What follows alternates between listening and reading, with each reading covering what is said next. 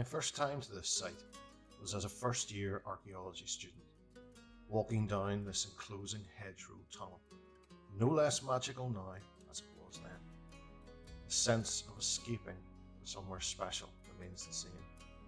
What opens out before you is one of the finest stone circles in Ireland, still here, echoing some 5,000 years later, and acting as a foil to the fragility of life. Ballynoe is a complex, multi-phase site, meaning its use spans multiple periods of human history. In this case, believed to be the late Neolithic, around 3000 BC, into the Bronze Age, itself 2 millennia, from 2500 to 500 BC. Circular sites are a not unique feature of the prehistoric.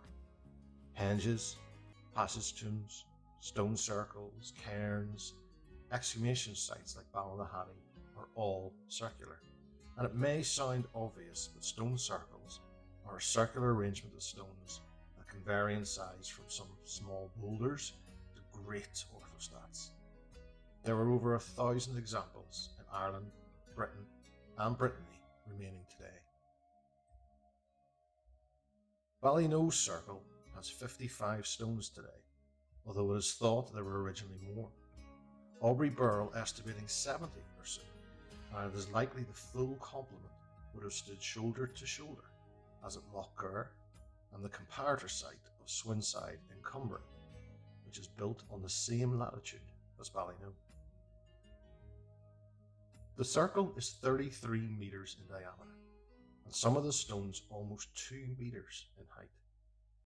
With the eye of faith, one can perhaps see a ditch that may have surrounded it originally, with a pair of stones outside the western edge marking an entrance point, which has been recorded as being aligned with the spring equinox, the midpoint between the winter and summer solstices.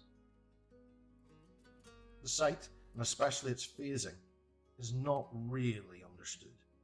It was excavated in 1937-38, which uncovered a partially curved long cairn, 21 metres in length by 9 metres in width, within the stone circle. There were kists at both the east and west ends, with the west end later augmented with 2 more chambers. Gabriel Cooney suggests that it may originally have been a long cairn in the court tomb tradition, like Audley's tomb, with a curved round mound in the passage tomb tradition added later. Waddell believed that the cup-marked stones and presence of caracal ware connects the site to the passage tomb. There were cremated remains recovered from the kists, along with water-smoothed sacred stones called backnotes, which is similar to another excavated site at Millen Bay, also an oval mound covering a long stone-built gravesite.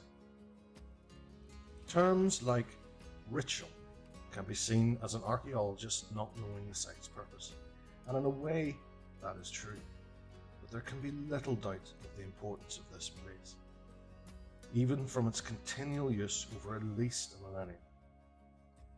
In the Tonmarcha 10, in early texts of the Irish mythological cycle, the mapped site of Maginnis is likely to be Ballynoe, which is mentioned alongside Ballinmacha, which is Navan Fort, and Tara. It remains evocative today, and people still clearly see this place as having a purpose into the unexplainable. The adornment of trees along the hedgerow route is testimony to that.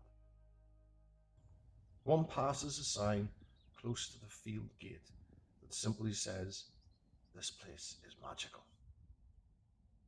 And how true that is.